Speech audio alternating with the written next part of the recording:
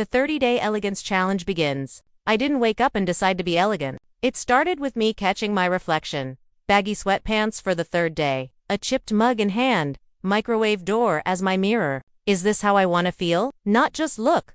Feel. That tiny thought launched my experiment. 30 days of dressing with quiet intention. Not to impress anyone else, but to see if it changed how I moved through life. No leggings as pants. No giant hood. No trendy impulse traps. Every piece had to say, I care. Day 1. High-waisted trousers. A tucked silk blouse. Simple loafers. Tiny earrings. Walking by a mirror, I stood taller without even trying. So here began the quiet dare. To reconnect with the version of me I'd saved for special occasions. Now, every day would be the occasion. What is elegance, really? Before I started, I asked the question that matters. What is elegance? Is it a designer coat? A stiff collar? We're sold a lie that elegance belongs to runways, rich women, and photo shoots. But in my small bedroom, outfits piled around me, I realized real elegance doesn't wear a label. It wears energy. It's restraint, intention, grace. It's the difference between a blazer that fits perfectly and one that tugs. Between a single gold earring and 5 loud pieces, it's not about shouting money. It's about feeling rich in your own skin. True elegance shows up in how you stand, how you listen, how you move when no one's looking. This challenge wasn't about clothes alone. It was about cutting away the noise until all that's left is you. Refined. Decluttering the closet? Out with the loud. Day 3. Didn't start with a mirror. It started with a mess. My closet was chaotic. Sequins, joke tees, college jackets, noise I'd long ignored. To dress with elegance, I needed clarity. So I asked one question. Would elegant me wear this today? If I hesitated, out it went. Reds too loud. Prints too busy. Shapes that didn't flatter. Gone. I wasn't going minimalist for show. I was editing for who I was now. Left behind were soft blouses, simple skirts, crisp shirts I'd forgotten I loved. For the first time in years, I saw real outfits instead of random noise. That night, I wore a beige knit and dark jeans. No fuss, no flair. And for once, I didn't feel underdressed. I felt defined. Color palette reset. Choosing my signature shades. With the clutter gone, my closet felt calm. But I faced a new question. What colors actually feel like me? For years, I thought more was more. Neon brights, clashing patterns, but real elegance is quieter. So I picked my own palette. Soft taupe, ivory, navy, muted olive, blush pink, deep espresso. Not boring, grounding. When I tucked a creamy blouse into navy trousers, I felt steady. I didn't tug at my top or second-guess my choice. That's what a palette does. It removes guesswork and adds harmony. I didn't throw away every bright piece, but neon took a back seat. These shades felt like learning a new language. Simple, soothing, unmistakably me. Daytime looks? Making errands look effortless. Elegance isn't for galas alone. It lives in the ordinary moments. On day 5, I tested that. Could I grocery shop without defaulting to leggings and a hoodie? I dressed with intention. Dark high-rise jeans, soft cream blouse, tan loafers, tiny gold studs, hair in a neat low bun. But on day 6, I asked, why let my reflection down when it's just me here? That morning, I chose a matching knit set in dusty rose, wide pants, a soft boat neck top, a simple pendant. I made tea, journaled, and felt awake in my own skin. Elegant loungewear isn't about impressing guests. It's about giving yourself the quiet gift of intention. Modal sets, flowy dresses, soft cardigans, clothes that feel lovely even if no one sees. Because if elegance doesn't live in private, does it really exist at all? A small crossbody bag, structured but simple. At the store, people made space. The cashier complimented my shoes, but the biggest shift was me. I wasn't hunched, hiding behind sunglasses. I felt present. Casual can still feel polished.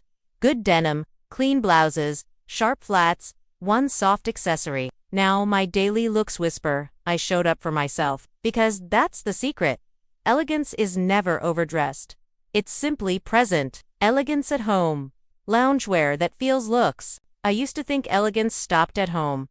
The second the door closed, I vanished into baggy sweats and stretched out tees. Hair and makeup. The subtle power of polish. By day 7. My outfits felt intentional. but my face told a different story. Messy bun, pillow-creased cheeks, forgotten skin. I didn't want a glam routine, just a light ritual. Hair brushed smooth, a clean, low bun, or a soft ponytail with a ribbon. A dab of concealer, blush for warmth, mascara, tinted balm. 5 minutes. Imperfect but polished. That tiny effort lifted my mood more than any new jacket. Now, even on sleepy days, I do the 5-minute face. Not for them, for me. Elegance isn't flawlessness. It's the care you offer your own reflection before you meet the world. Accessories that whisper, not shout. Before this, I used accessories like punctuation. Big, bold, neon. But on day 8, I learned elegance lives in quiet pauses. I lined up every accessory and asked, does this calm or clutter my outfit? The survivors were small. A slim belt, a structured crossbody, tiny gold hoops, a soft scarf, sharp sunglasses. One day I wore all black with a blush scarf and slim watch. The compliments were in tea about the scarf?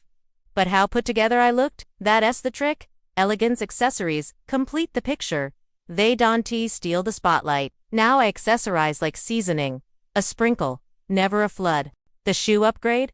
From just shoes to statement gray shoes were my weak link. A crisp outfit ruined by scuffed sneakers. Day 9 made it clear. Shoes are the period at the end of your sentence. They anchor or undo it. I built a tiny shoe lineup, pointed flats, soft block heels, loafers, clean ankle boots, white minimal sneakers. Not fancy, intentional. The first time I swapped my battered trainers for tan loafers, my walk changed. I stood straighter. Good shoes don't shout. They quietly say, I care. Now, every step feels deliberate, because how you stand and move is part of the story your outfit tells. Fashion fatigue? When elegance feels hard, by day 10, the shine dulled. I stared at my closet, tired of choosing, curating, caring. The old me whispered, sweatpants are easier. But elegance isn't a costume, it's a habit. So, I softened the rules without dropping the standard. That day, I wore tailored joggers, a soft white knit gold hoops, my hair tied back neatly. No fancy shoes, no pressure. It was enough. Elegance doesn't demand perfection, only presence. Some days, it's silk and lipstick. Some days, it's clean knits and quiet care. I learned the real secret. Elegance works when it's flexible, when it shows up gently, even when you don't feel like showing up at all. Learning to walk, sit, and stand elegantly by day 11, I realized clothes were only half the story. My reflection looked elegant, but my posture didn't. Shoulders slumped, rushed steps, flopped bag on the floor. So I studied how women with poise moved. Not stiff, but deliberate. Heel two-toe walks, shoulders back but soft. I almost reached for my shapeless raincoat but stopped. Outerwear shouldn't ruin an outfit, it should elevate it. So I grabbed my camel trench, belted tight, collar popped, sleeves cuffed. With black boots and a neat umbrella, the storm felt cinematic, not miserable. I learned coats aren't just protection, they're punctuation. A soft blazer, a wool wrap, a structured trench.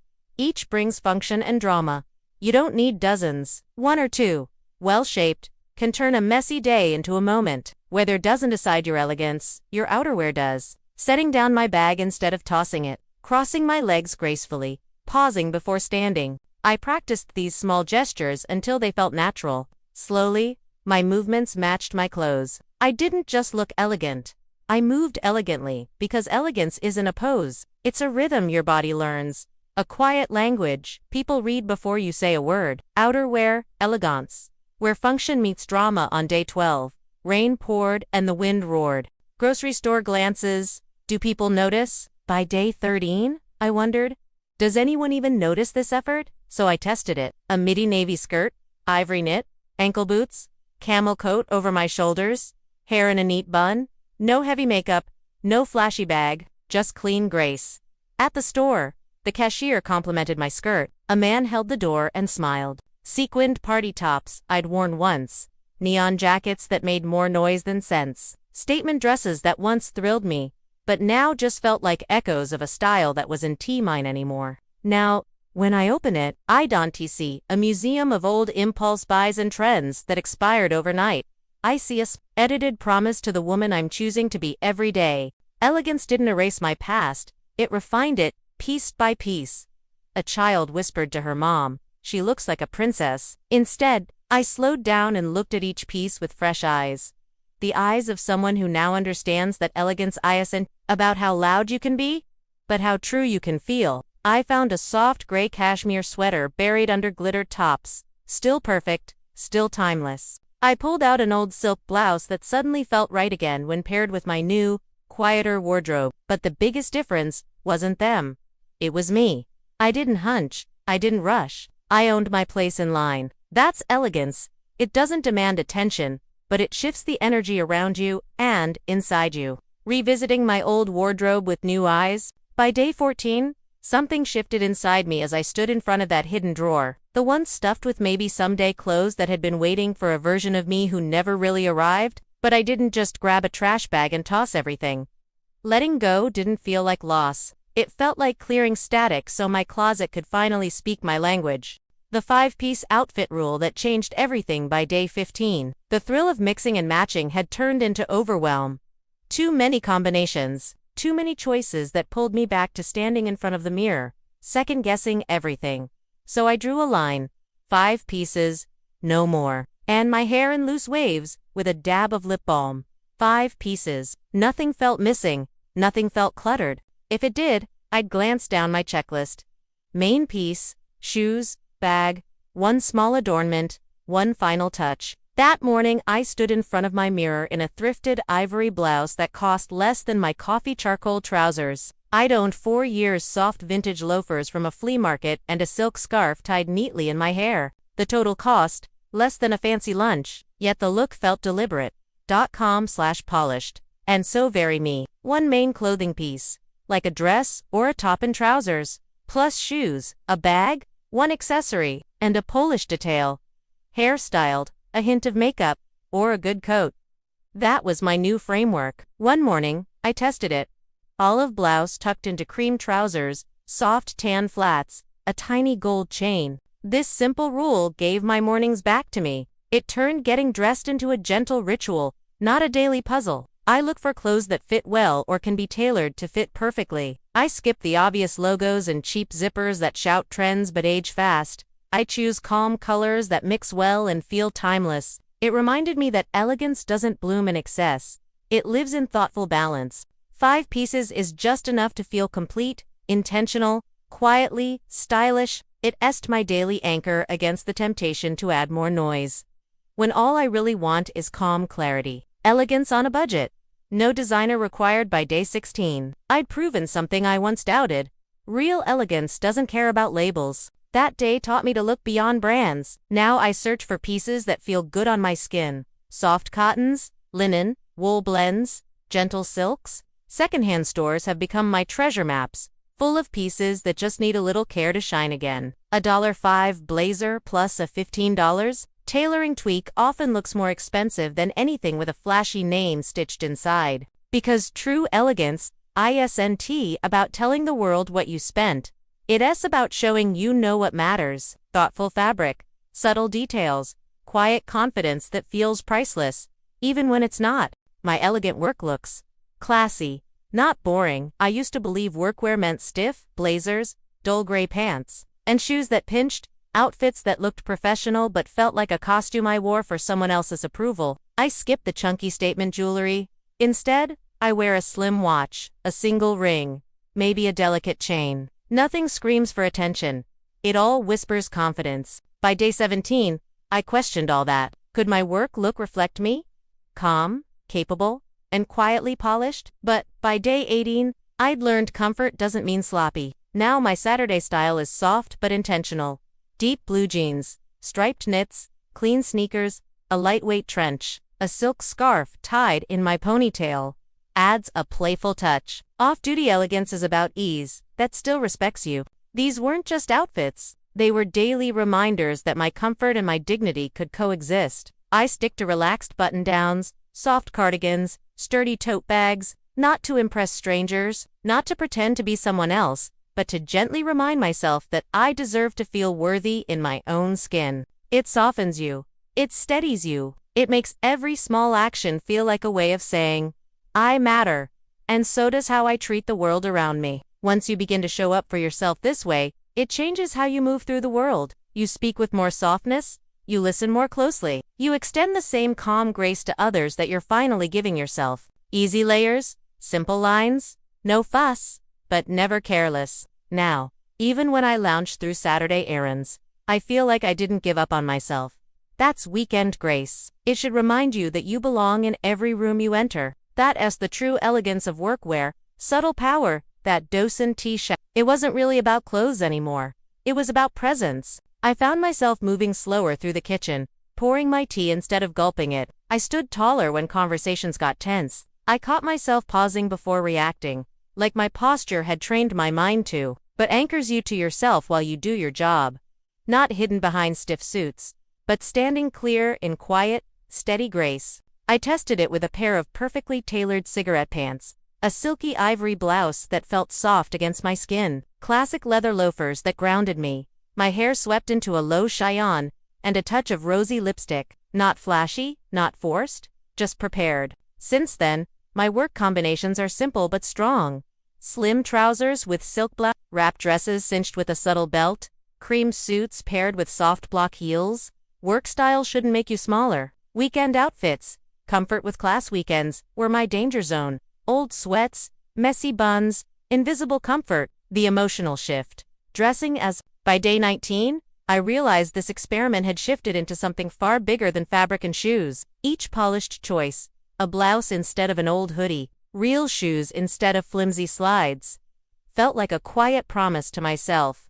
I am worth a little extra care. I discovered that elegance is just self-respect made visible. And that's the secret no one tells you.